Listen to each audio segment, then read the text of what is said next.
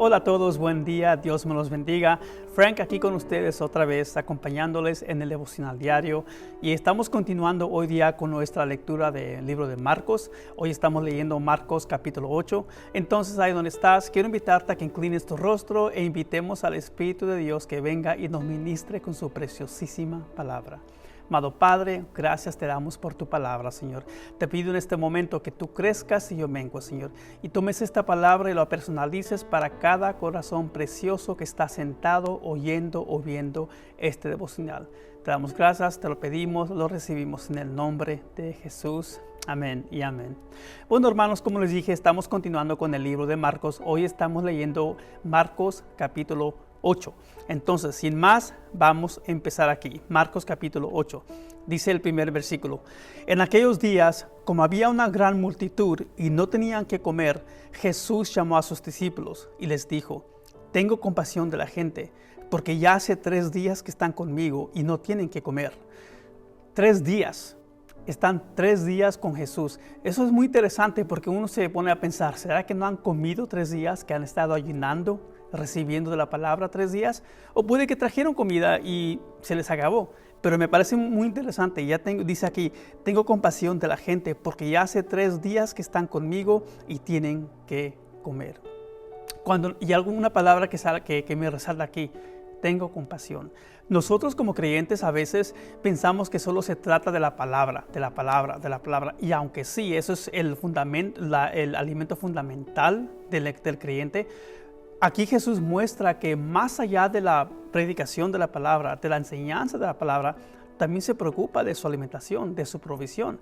Tiene compasión. Igual nosotros aquí podemos aprender. Si de repente conocemos a hermanos o hermanas, gente que está escuchando la palabra, gente que está en necesidad, si esto es algo dentro de nuestra capacidad y sentimos compasión, hagamos algo para ayudarles. Posiblemente no es que tengamos dinero para darles, puede que sí, puede que no, pero la provisión no necesariamente tiene que ser con dar algo de dinero. Puede ser que invítalo a comer, un plato de comida, algo. Tu tiempo, talento y tesoro. Me gusta como nos dice nuestro pastor, tiempo, talento y tesoro. Igual, a veces lo único que la persona necesita es atención, un oído, que le escuches. Entonces, ten compasión. Esa compasión puede ser para cualquier cosa, pero me pareció muy interesante lo que dijo Jesús y me resaltó cuando yo leía este versículo y dijo, tengo compasión por la gente. Bueno, versículo 3, voy a releer el versículo 2. Tengo compasión de la gente porque ya hace 3 días que están conmigo y no tienen que comer. Y si los enviare en ayunas a sus casas, se desmayarán en el camino, pues algunos de ellos han venido lejos. Sus discípulos le respondieron: ¿De dónde podrá alguien saciar de pan a estos? ¿Aquí en el desierto? Él les preguntó: ¿Cuántos panes tenéis?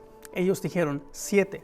Entonces mandó a la multitud que se recostase en tierra, y tomando los 7 panes, habiendo dado gracias, los partió y dio a sus discípulos para que los pusiesen delante y los pusieran delante de la multitud. Tenían también unos pocos pececillos y los bendijo y mandó que también los pusiesen delante. Y comieron y se saciaron. Recogieron de los pedazos que habían sobrado 7 canastas. Esto es muy interesante. Este milagro es casi idéntico al milagro que vimos en Marcos capítulo 6. Recuerden que Jesús ya alimentó a otras miles de personas, 4,000. La única diferencia es que en ese escenario fue un muchacho que trajo lo poco que tenía, se lo entregó a Jesús y así vino la alimentación a todo este grupo. Igual aquí estamos viendo algo muy similar. Pero ¿qué quiero señalar aquí? Algo que me sorprende es que cuando vemos a los discípulos, ellos ya vieron este milagro. Ellos están caminando con Jesús, ya vieron el milagro de la alimentación milagrosa. Aquí se presenta otra vez esta situación y otra vez los discípulos que preguntan, cuando dice Jesús que les quiere dar a comer, Dicen, ¿de dónde podrá alguien saciar de pan a estos aquí en el desierto? Entonces, aquí estamos viendo a unos discípulos que aunque están siguiendo a Jesús, aunque son testigos oculares, están viendo los milagros de Jesús, no están entendiendo, están viendo sin ver, oyendo sin oír. No están viendo con ojos espirituales, no están entendiendo lo que Jesús ya ha hecho. Entonces ven en lo natural, pero no pueden ver en lo espiritual, aunque ya han visto milagros. Esto es muy interesante, los discípulos. Otra cosa que me parece que me surgió como interesante es cuando Jesús viene, cuando le pregunta, tráigame todo lo que tienen. Otra vez, Jesús hace lo mismo que hizo en la primera alimentación milagrosa. No solo ora, se prepara para recibir el milagro de Dios. Se prepara, es decir, empieza a acomodar a la gente para que reciban lo que aún no se ha manifestado.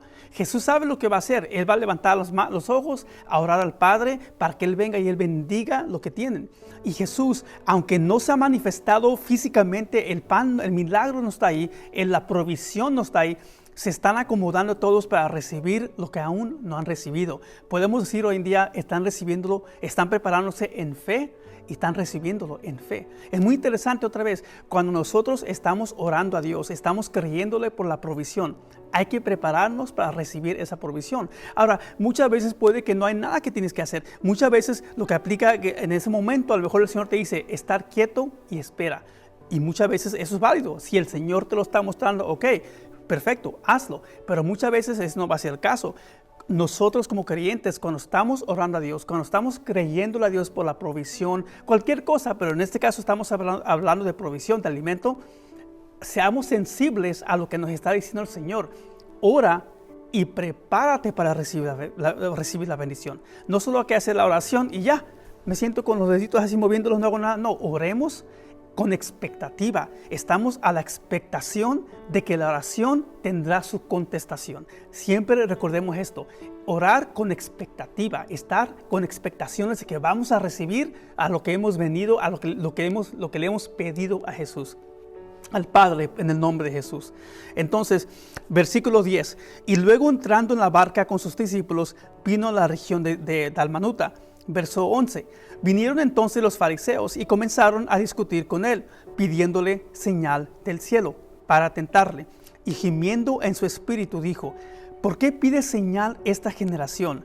De cierto os digo que no se dará señal a esta generación. Este versículo, este pasaje corto, amados hermanos, es asombroso.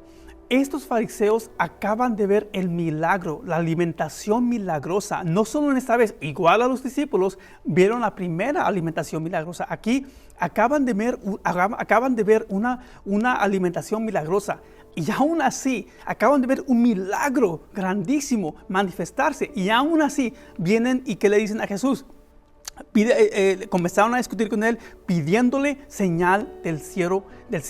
Aquí está la clave, para tentarle. Ahora, ¿por qué le están pidiendo señal del cielo? Porque tienen ceguera espiritual. Esta gente, religiosos, líderes religiosos, tienen ceguera espiritual. Igual pasa con la gente hoy en día, mis amados hermanos y hermanas. Hay gente que dice, yo no creo, tengo que ver un milagro. No es problema del intelecto, es problema del corazón.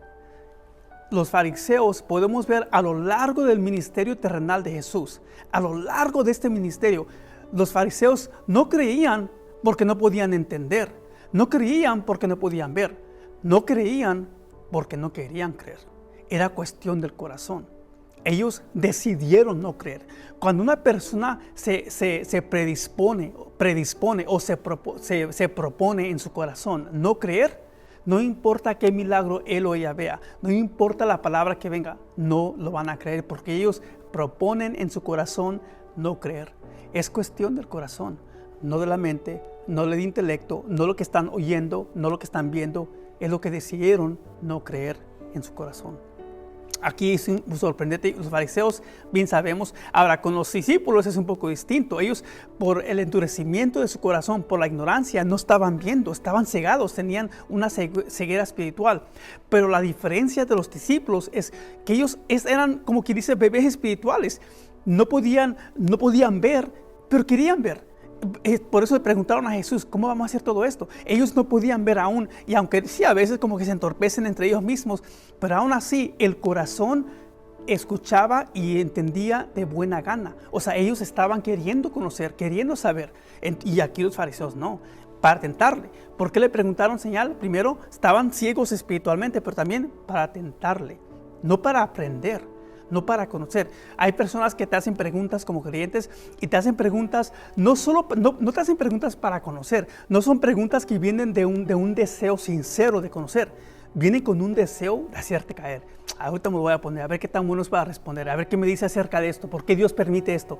Te hacen preguntas usando palabras tramposas o te quieren entrampar, te quieren poner en la esquina usando ciertas preguntas que están acomodadas para, como que dice, para entramparte. Entonces, es lo que están haciendo aquí los fariseos.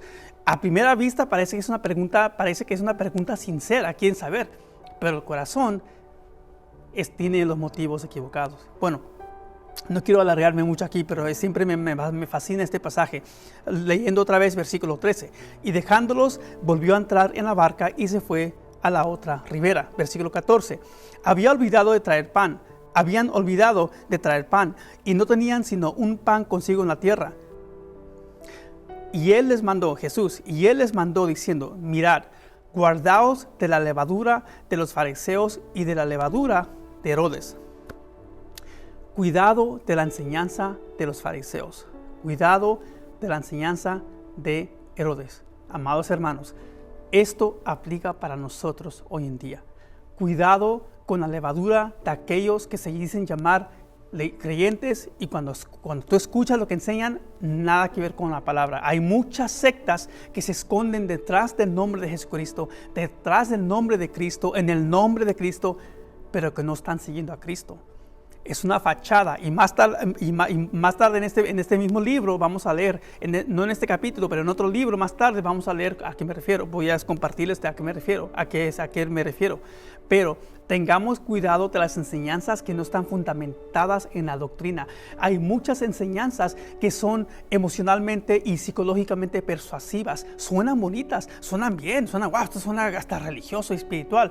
Pero cuando las examinamos a la luz de la palabra, simplemente no se sostienen, no se alinean a la palabra de Dios. Bueno, versículo 16, y discutían entre sí, esto es los discípulos, y discutían entre sí, diciendo, es porque no trajimos pan. Jesús les está hablando a ellos a un nivel espiritual.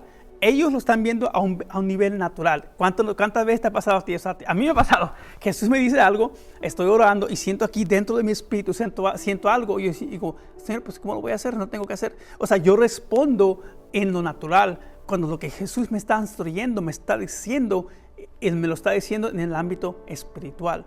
Entonces, aquí estamos viendo los discípulos que están haciendo lo mismo. Jesús les dijo, cuídense de la levadura de Herodes y de los fariseos. Estos dicen, es porque no trajimos pan. Vean aquí la respuesta.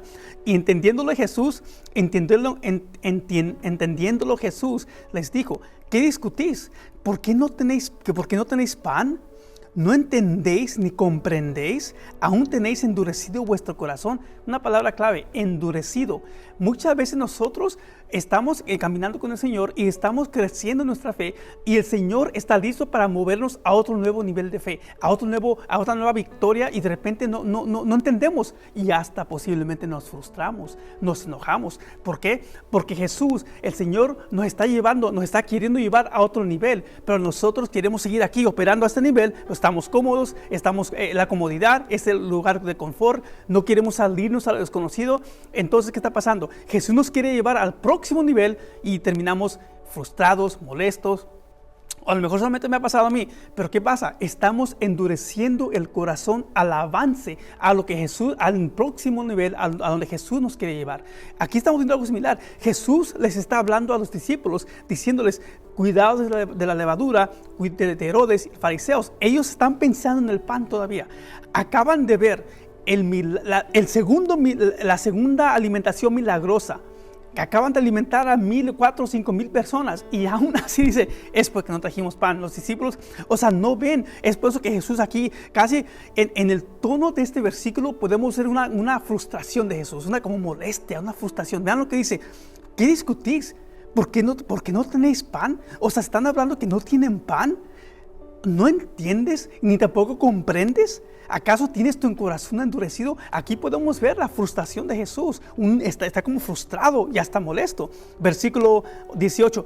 Teniendo ojos no veís y teniendo ojos no oís y no recordáis.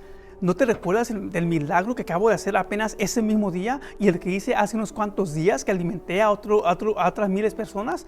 O sea, ¿no recordáis? ¿Cuántas veces a nosotros como creyentes Jesús ha hecho milagros en nuestras vidas? Provisión, sanidad, restauración, sea lo que sea. Todo creyente que está escuchándome en este momento aquí en Facebook, en YouTube, todo creyente, empezando con este que está aquí enfrente de la cámara, todos tenemos un milagro en nuestras vidas. El primero es el milagro de la salvación. El hecho de que nuestro corazón, nuestros ojos fueron abiertos, nuestro corazón fue abierto. Eso en sí mismo es un milagro. Luego faltan los milagros de provisión, de sanidad, y aún así cuántas veces a veces nosotros nos molestamos porque no entendemos ciertas cosas o a lo mejor estamos creyendo al Señor por algo y se manifiesta, pero no según como nosotros deseamos que se manifieste, o no como esperábamos que se manifieste.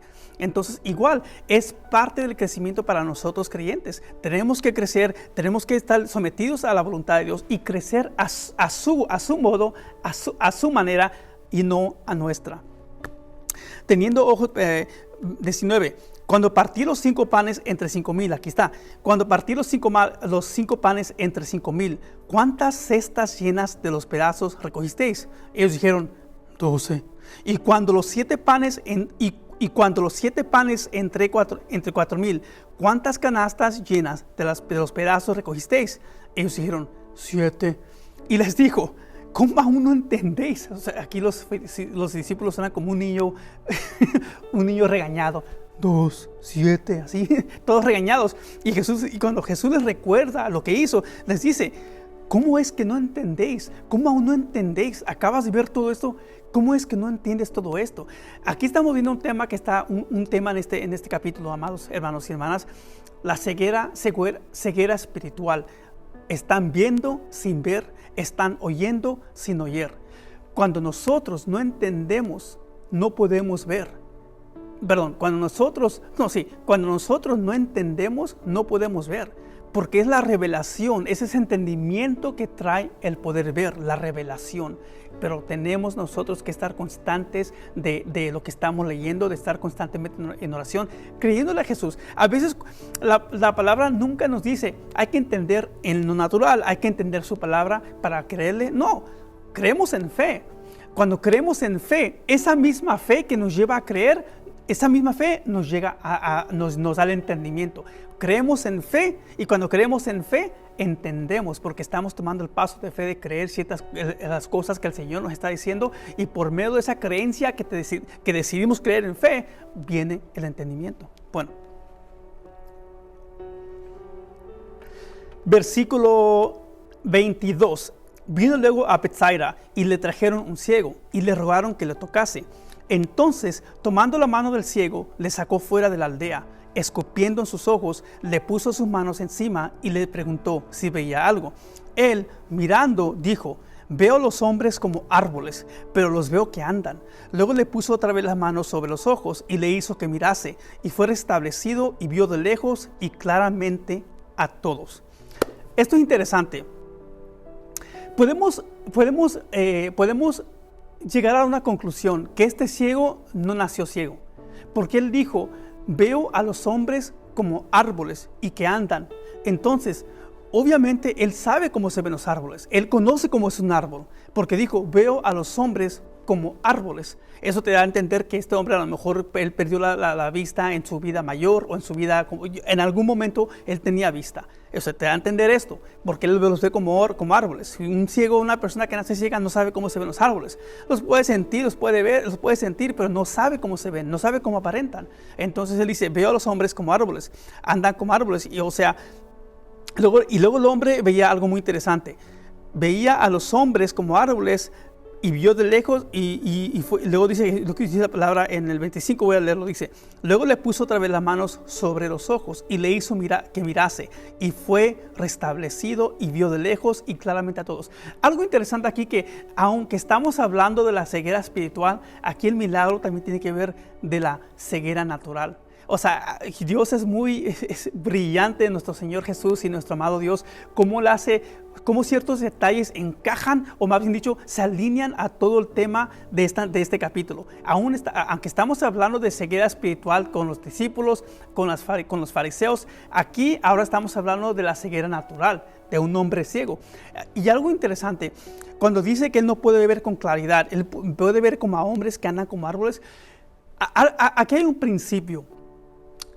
Este hombre ciego, naturalmente ciego, podemos decir que nosotros a veces estamos así, espiritualmente ciegos. A veces, y aquí hablo por experiencia propia, muchas veces nos llenamos nuestro corazón de los afanes del mundo, lo que son las cosas de la vida, cualquier cosa que sea cosas de la vida, y como estamos dejando que nuestro corazón se llene de estas cosas, empezamos a ver las cosas de Dios, se empiezan a empañar o se empiezan a ennubecer, sin nublados. Empezamos a no ver con tanta claridad. ¿Por qué? No porque Dios no está hablando, no porque se ha alejado, porque nosotros hemos alimentado nuestro corazón con más cosas de lo que debiéramos, o demasiado de algo que no es importante. En el caso, por ejemplo, puede ser la política, puede ser las riquezas, puede ser el dinero, cualquier cosa. Cuando nosotros dejamos que nuestro corazón sea alimentado de estas cosas de una manera demasiado, la palabra de Dios empieza a ennubecer, empañar. No empezamos a ver con claridad. ¿Por qué?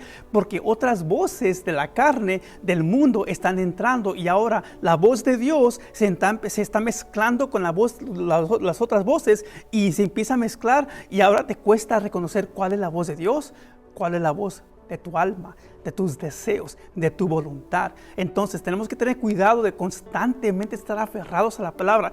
No estoy diciendo que te encierres en una jaula y nunca hacer nada, o en un cuarto y apartarte del mundo, no. Pero hay que tener cuidado, hay que velar, hay que ser sobrios y mantener siempre que lo que nos alimenta principalmente es la preciosa palabra de Dios, porque es la palabra de Dios que trae vida, que nos vivifica. Amén. Bueno, se me olvida que no estamos aquí en persona, pero ahí están ustedes, los veo, ustedes me están viendo, yo lo estoy viendo, y me imagino bien de cada corazón precioso, cada linda carita que está ahí, cada linda carita que conozco, que están sentados ahí viéndome y yo viéndolos a ustedes. Bueno, versículo 26, y lo envió a su casa diciendo,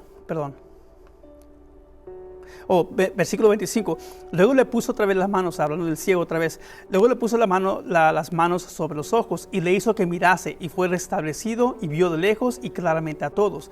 Y 26, y lo envió a su casa diciendo, no entres en la aldea ni lo digas a nadie en la aldea. 27, salieron Jesús y sus discípulos por las aldeas de Cesarea de Filipo, y en el camino preguntó a sus discípulos, diciéndoles, ¿quién dicen los hombres que soy yo? Ellos respondieron, unos Juan el Bautista, otros Elías, y otros algunos de los profetas. Entonces él les dijo, ¿y vosotros quién decís que soy? Me fascina la historia de Pedro. Respondiendo Pedro le dijo, tú eres el Cristo. Pero él les mandó que no dijesen esto de él a ninguno. Esta versión de este intercambio que pasa entre Jesús y Pedro es una versión condensada. En Mateo capítulo, se me olvida el capítulo, pero en el libro de Mateo, la versión de Mateo es un poco más extensa. Le dice, bienaventurado, vean lo que le dicen, bienaventurado eres Simón, o sea, Pedro, hijo de Jonás, porque no te lo reveló carne ni sangre, sino mi Padre que está en los cielos. Fue el Padre en ese momento que le abrió los ojos a Simón, a Pedro, que le abrió los ojos, y al abrirle los ojos vino ese entendimiento. Pedro entendió que Jesús era el Hijo, que era el Hijo de Dios, o que era, como dijo aquí, que tú eres, que tú eres el Cristo, que él fue el Padre quien le reveló a Pedro que Jesús era el Cristo. Lo dice aquí, algo que les quiero preguntar a ustedes. ¿Quién es Jesús para ti, mi amado hermano y hermana que estás ahí escuchando? ¿Quién es Jesús para ti? Saben, a veces quiero compartir rápidamente aquí. A veces solemos usar la palabra Señor y Salvador de una manera sinónima, de una manera intercambiable, como si las palabras ambas significan lo mismo. Pero Señor y Salvador no son la misma cosa, mis amados hermanos. Jesús es el Salvador de todo creyente, mío, tuyo, de todos. Pero Jesús no es el Señor de muchos creyentes, porque no están sometidos a la voluntad de Dios. Han recibido a Jesús, han recibido a Jesús para salvación, pero no están cumpliendo la voluntad de Jesús. No están buscando Jesús. Dice, Padre mío, ¿qué es tu voluntad para mí? ¿Qué quieres para mi vida? A lo mejor vienen al servicio cada domingo o escuchan el mensaje cada domingo, pero no están aplicando lo que el Señor les está diciendo. No están caminando la vida que Dios ha preparado para ellos desde antes de la fundación de este mundo. Para muchos creyentes, Jesús es solamente Salvador. Pero gloria a Dios que The Rock, español, Anaheim, no es así.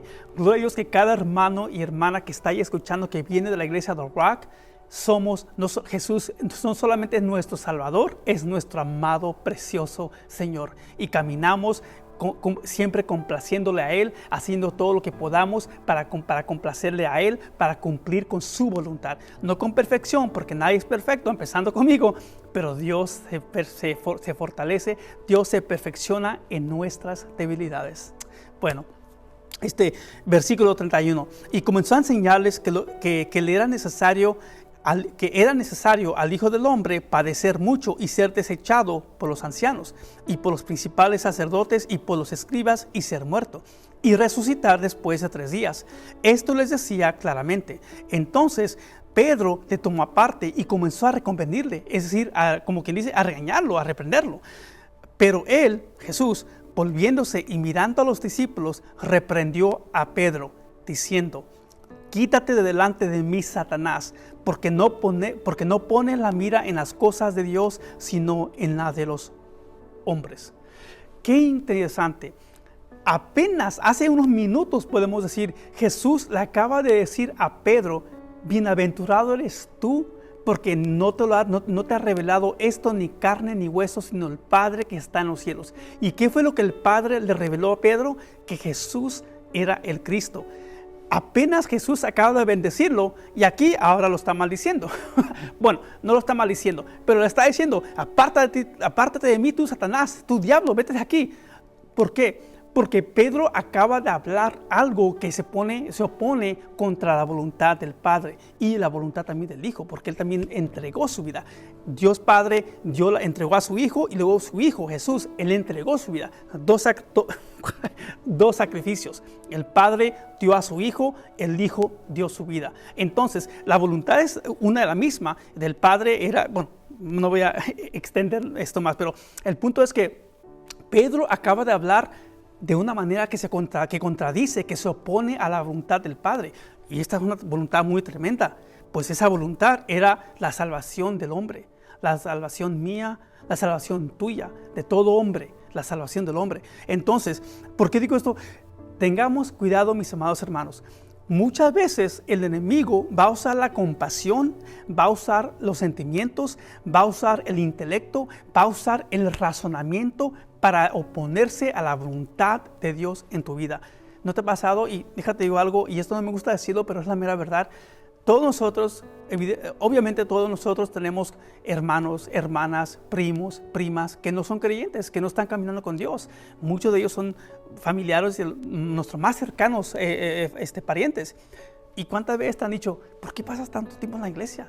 ¿Por qué diezmas? ¿Por qué ofrendas? Oye, ¿a poco vas a dedicar tiempo? O sea, usan el razonamiento y a veces uno como creyente no tiene una respuesta, no tiene respuesta válida, no tenemos una respuesta muy bien ponderada, razonada, porque no la tenemos. La respuesta que tenemos es que porque amamos a Dios y queremos servir a nuestro amado Señor. Así como Él entregó a su Hijo y el Hijo entregó a su vida por nosotros, nosotros entregamos nuestra vida por Señor Jesús. Queremos servir a Dios, queremos complacer a nuestro amado Dios, queremos venir y servirle en cualquier área conforme Él nos pida. Entonces, para el mundo, ellos no van a entender esto. Dios lo sabe. Dios no entiende por qué Él mismo te lo dijo. Me lo dijo. Entonces, a menudo va a pasar esto, amados hermanos. El diablo se va a comunicar por medio de nuestros familiares. Un poco difícil esta verdad, pero es la verdad. El diablo se va a comunicar y va a tratar de apartarte de la voluntad de Dios. Tú mantente firme, mantente en fe. Señor, yo amo tu palabra, estoy comprometido contigo, me dedico a ti, estoy entregado, plenamente rendido a ti, mi Señor. En el nombre de Jesús lo declaro. Luego dice aquí en el versículo 34, y llamando a la gente y sus discípulos les dijo, si alguno quiere venir en pos de mí, niéguese a sí mismo, tome su cruz y sígame, porque todo el que quiere salvar su vida la perderá, y todo el que pierde su vida por causa de mí y del evangelio la salvará. Me gusta mucho una enseñanza recién que escuché. Bueno, el título, cuando nos rendimos, somos libres. Cuando nos rendimos, somos libres. Suena un poco paradójico, pero es la verdad. Cuando entregamos nuestra vida, nuestros propios deseos al Señor, somos libres a cumplir lo que Dios quiere hacer para nosotros. Ahora, algo interesante que dijo Jesús, llamando a la gente, a sus discípulos les dijo, si alguno quiere venir en pos de mí, niéguese a sí mismo y tome su cruz y sígame. Sígame. Jesús acaba de decir que él tiene que ser, que va a ser asesinado básicamente por los líderes religiosos. Lo van a torturar, va a padecer mucho dolor, mucha aflicción. Y acaba de decir esto, y lo van a matar. Y luego dice, si tú quieres ir en pos de mí, toma tu cruz y sígueme. Lo vamos a seguir a la muerte básicamente. Lo que estamos diciendo aquí, ¿es exactamente lo que está diciendo aquí Jesús? Sí, es exactamente lo que está diciendo. Toma tu cruz, tomo mi cruz, y sigamos a Jesús. Y así como Jesús fue clavado en la cruz, el hombre natural es clavado y nosotros morimos. Y esta muerte a la carne, mis amados hermanos, es un proceso, no es un evento único. ¿Se acuerdan cuando Jehová Padre le advirtió a Adán y Eva que si tú comes este árbol de muerte, árbol del conocimiento, del conocimiento y del mal, la ciencia y del conocimiento del mal, ahí me salió, casi, pero me salió, le dijo, al tomar tú de este árbol, vas a morir, muriendo, morirás. Lo mismo aquí pasa, pero un poco distinto. La carne muere muriendo. Para nosotros que estamos en Cristo, sabemos que la carne va a ser una lucha constante. No es una lucha de un día, es una lucha de todos los días. Estamos constantemente muriendo la carne. Muriendo, morirás. Muriendo, morirás. En lo que tú vas muriendo la carne muere, pero es un proceso. No pasa de noche a día. Es un proceso hasta que una de dos cosas pase. Hasta que venga Jesús por nosotros o nosotros vayamos a Jesús. Bueno, continuemos aquí. Versículo 36 dice, porque ¿qué aprovechará al hombre que si ganare todo el mundo y perdiere su alma? ¿O qué recompensa dará al hombre por su alma? Porque el que se avergonzare de mí y de mis palabras en esta generación adúltera y pecadora, el Hijo del Hombre se avergonzará también de él, cuando venga en la gloria de su Padre con los santos ángeles. Todo esto que hemos aprendido hoy, mis amados hermanos, es un proceso. No importa que una persona que esté aquí se gane la gloria del mundo. Nadie quiere, como creyentes, nosotros no queremos ganarnos la gloria terrenal. Queremos la gloria en el Señor, la gloria en el cielo. Es lo que nosotros deseamos. ¿Qué importa que uno tenga todo aquí, todo el dinero, las riquezas, la salud, todo lo que tú deseas? ¿Qué importa si al fin y al cabo lo que más importa, que es la vida eterna, está perdida?